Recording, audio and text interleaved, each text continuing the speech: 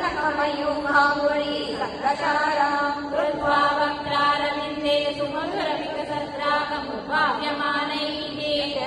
ब्रह्मावृतैस्त्वं शिशिरितभुवनैः सिञ्चमे कर्णवीथीम् उत्सर्पत्कौस्तुभश्रीदतिभिररुणितं कोमलं कण्ठदेशम् वक्षश्रीवत्सरम्यं तरणतरसमूर्तिप्रहारप्रतानम् नानावर्णप्रसूनावलिकिसलयिनीं वन्यमालां विलोलल्लोलम्बां लम्बमानां मुरसितवतथा भावये रत्नम् वेणुनादकृततानदानकलगानरागकतियोजना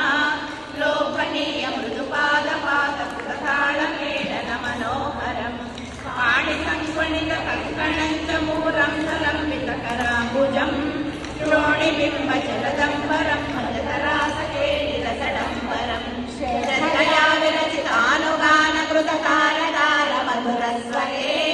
नर्तने कललिताङ्गहारमणिभूषणे सम्मदेन कृतपुष्पवर्षमलमुन्मिषद्विशदाकुलम् चिन्मये त्वयि निलीयमानमिव सम्मुमोहसवधूकुलम् विघ्नसन्नतनुवल्लरी तदनु कापि कापि भुवनम् कृष्णा कापि कामिनी तव मुखाम्बुजा कृष्णा पूगचर्वितम् प्रतिगृह्यत कृष्णा वक्त्रपङ्कजे निगधते गता कृष्णा पूर्णकामताम् विकरुणो वने कृष्णा संविहाय माम् अपगतोऽसिता कृष्णा त्वामिह स्पृशे इति सरोषया कृष्णा तावदेकया सजनलोचनम् कृष्णा वीक्षितो भवान् इति मुदा कुलैः कृष्णा वल्लभीजनैः समुपागतो कृष्णा यामुने तटे मृदुभुजाम्बरैः कृष्णा कल्पितासने मुद्रणभासुरे कृष्णा पर्यशोभताः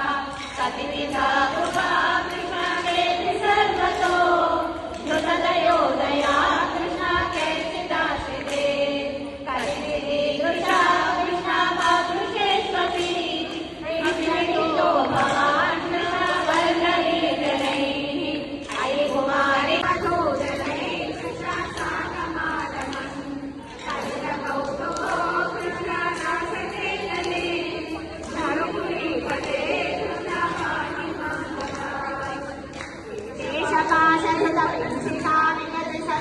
तव हि रूपमीश कलयामहे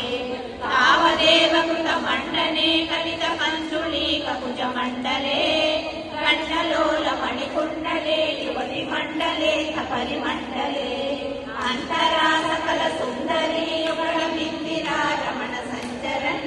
अङ्गुलीनां योगीन्द्राणां त्वगन्येष्वधिकसुमधुरं मुक्तिभाजां निवासो भक्तानां कामवर्ष्यद्युतरुकिसदयं नाथ ते पादमूलम् नित्यं चित्तस्थितं मे पवनपुरपते कृष्णा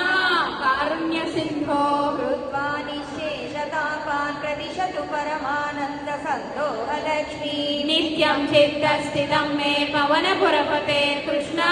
कारुण्यसिन्धो कृत्वा निःशेषतापान् प्रदिशतु परमानन्दसन्दोहलक्ष्मी नित्यं चित्तस्थितं मे पवनपुरपते कृष्णा